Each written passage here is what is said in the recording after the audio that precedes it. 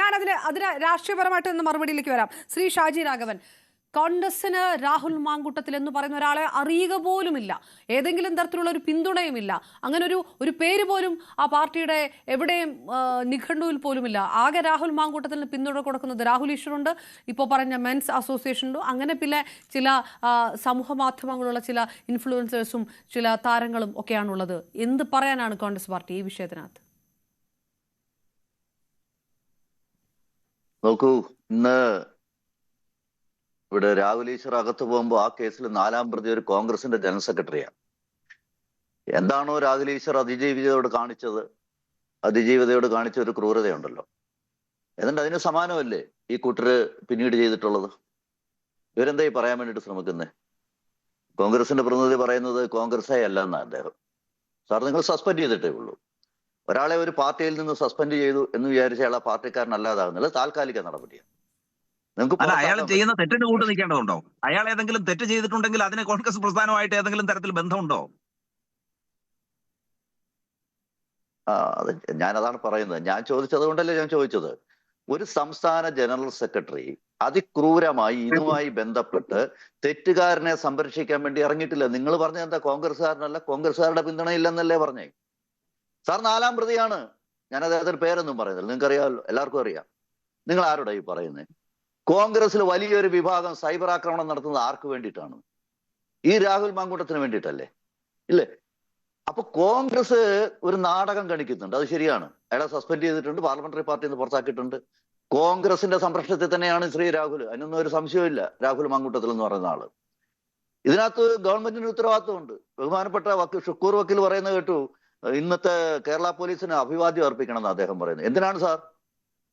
ഇവിടെ ഇന്ന് അകത്ത് പോയവൻ, പ്രതിയെ ന്യായീകരിച്ചവനെ അകത്ത് പോയത്. ഈ സ്ത്രീയെ പീഡിപ്പിച്ച MLA സ്വതന്ത്ര വികാരം ഇവിടെ കേരളത്തിലോ എവിടെയോ നടത്തുക. നിങ്ങൾക്ക് അവസരം ഉണ്ടായിരുന്നല്ലോ. ബഹുമാനപ്പെട്ട മുഖ്യമന്ത്രിയുടെ മുമ്പിൽ അതിജീവിത പരാതി പറയുമ്പോൾ ഈ മാന്യൻ, ഈ MLA, ഈ കോൺഗ്രസ് MLA, ഞാൻ അടിവരയിട്ട് വീണ്ടും പറയും, അദ്ദേഹം പാലക്കാട് കണ്ണാടി പഞ്ചായത്തിലുണ്ട്. എന്തേ പോലീസിന് അദ്ദേഹത്തിന്റെ മൂവ്മെന്റ് കണ്ടെത്താൻ വേണ്ടിയിട്ട് പാടുണ്ടോ? ബുദ്ധിമുട്ടുണ്ടോ? ഇപ്പൊ ഷുക്കൂർ വക്കീൽ ഒരു ന്യായം പറഞ്ഞത്, ചെയ്ത കുറ്റത്തിന്റെ ഗ്രാവിറ്റി അനുസരിച്ച് അദ്ദേഹത്തിന് കിട്ടാൻ പോകുന്ന എന്താ പറയുക ശിക്ഷയുടെ അടിസ്ഥാനത്തിലാണ് അറസ്റ്റും മറ്റു കാര്യങ്ങളൊക്കെ. ഞാൻ പറഞ്ഞത്, ഞാനൊരു നിയമജ്ഞനല്ല, ഷുക്കൂർ വക്കീൽ നല്ല നിയമജ്ഞനാ, അദ്ദേഹം പറഞ്ഞത് അങ്ങനെയാണെന്ന് ഞാൻ മനസ്സിലാക്കുന്നത്. സാർ, ഇവിടെ ഇന്ന് ഈ പറയുന്ന ആരോപണം നേരിടുന്ന ഈ MLA, കോൺഗ്രസിന്റെ MLA പ്രതിയുണ്ടല്ലോ, അദ്ദേഹം കോടതിയിൽ പുതിയതായി കുറെ തെളിവുകൾ കൊടുത്തിട്ടുണ്ട്, കവറിലിട്ടിട്ട്. ഇല്ലാത്ത തെളിവുകൾ ഉണ്ടാക്കി കൊടുക്കാൻ വേണ്ടിയിട്ടുള്ള അവസരം ഈ പ്രതിക്ക് ഉണ്ടാക്കി കൊടുക്കുന്നത് ഈ ഗവൺമെന്റും ഈ പോലീസും അല്ലേ? ഒന്ന് ആലോചിച്ച് നോക്കൂ. നിങ്ങൾ ഒരു ഭാഗത്ത് പറയാണ് ഞങ്ങൾ ഇരയോടൊപ്പമാണ്. നിങ്ങൾ ഇരയോടൊപ്പം അല്ല, നിങ്ങളും കോൺഗ്രസും പ്രതിയോടൊപ്പമാണ്. അതാണ് ഇതിന്റെ യാഥാർത്ഥ്യം. ഇവിടുത്തെ പ്രശ്നം എന്താണെന്നറിയോ? ഒന്ന് ആലോചിച്ച് നോക്കൂ. നമ്മുടെ ഒരു MLA, ഒരു കോൺഗ്രസ് എന്ന് പറയുന്ന പ്രസ്ഥാനം ഈ രാജ്യത്ത് സ്വാതന്ത്ര്യ സമരത്തിന്റെ ഭാഗമായി, ദേശീയ സ്വാതന്ത്ര്യ സമരത്തിന്റെ ഭാഗമായി ഒരു മഹത്തായ പ്രസ്ഥാനത്തിന്റെ ആയിരുന്നല്ലോ എത്രയോ വർഷക്കാലമായി.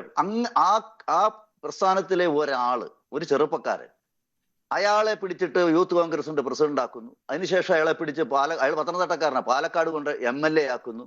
അങ്ങനെ വളർത്തിക്കൊണ്ട് വന്ന ഒരു ചെറുപ്പക്കാരൻ അതിക്രൂരമായ രീതിയിൽ എന്താ പറയാ, ഒരു എന്താ പറയാ, നമ്മുടെ പാലക്കാട് കേസിലെ ഒരു ഗോവിന്ദസ്വാമി ഉണ്ടല്ലോ, സമാനമായ കേസല്ലേന്ന് ഇതൊക്കെ. ഗോവിന്ദസ്വാമി ഇതിനു വേണ്ടി ജനിച്ച ആളാണെന്ന്, അയാളുടെ ശരീരഭാഷ ഏതാണ്? അപ്പൊ ഗോവിന്ദസ്വാമിയെ ന്യായീകരിക്കുന്നത് പോലും ഇവിടെ ആളുണ്ടായിട്ടുണ്ട് നമ്മുടെ നാട്ടില്, ഇല്ലേ? ഗോവിന്ദസ്വാമിയെ ന്യായീകരിച്ചവരില്ലേ? അതുകൊണ്ട് ഇവിടെ ന്യായീകരണ തൊഴിലാളികൾ കാണും, ന്യായീകരിക്കാൻ ആൾക്കാരും ഉണ്ടാവും. അത് നമ്മുടെ അതിനുള്ള സ്പേസും അതിനുള്ള ഇടവും അതിനുള്ള ഒരു മൗലികമായിട്ടുള്ള അവകാശമൊക്കെ നമ്മൾക്ക് ഉണ്ട്. ഈ രാജ്യത്തും കേരളത്തിലൊക്കെ ഉണ്ട്.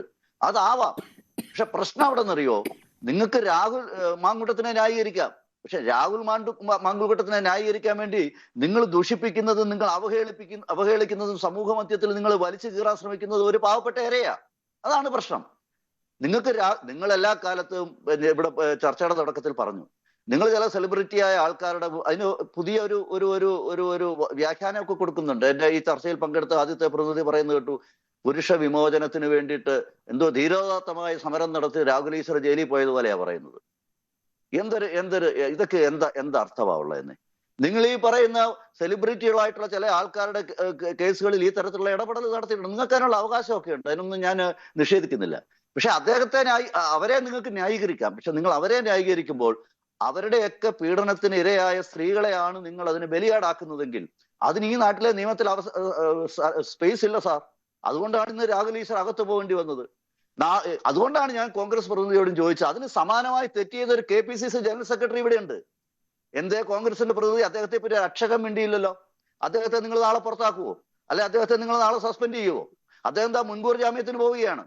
അതോ ഈ രാജ്യത്തെ നിയമവ്യവസ്ഥയൊക്കെ തെറ്റാണെന്ന് എന്താ പറയാ, ഇവിടെ ചർച്ചയിൽ ആദ്യം പങ്കെടുത്ത എനിക്ക് തോന്നുന്നു അദ്ദേഹത്തിന്റെ പേര് അജിത് കുമാർ ആണെന്ന് പറയുന്നുണ്ട്. അദ്ദേഹം പറയുന്ന രീതിയിൽ നിങ്ങൾ കോൺഗ്രസ് പാർട്ടിയും പറയുമോ നാളെ? അല്ലാതെ നിങ്ങൾക്ക് നിവൃത്തിയില്ലല്ലോ. അതെ, ഞാനൊന്ന് ശ്രീ റെജിയിലേക്ക് പോയിട്ട് വരാം. അദ്ദേഹത്തിന് പോകേണ്ടതുള്ളതുകൊണ്ട് ഞാൻ ശ്രീ ഷാജി രാഘവൻ ഞാനൊന്ന് ശ്രീ റെജിയിലേക്ക് പോയിട്ട് അദ്ദേഹത്തിന് പോകണം. ശ്രീ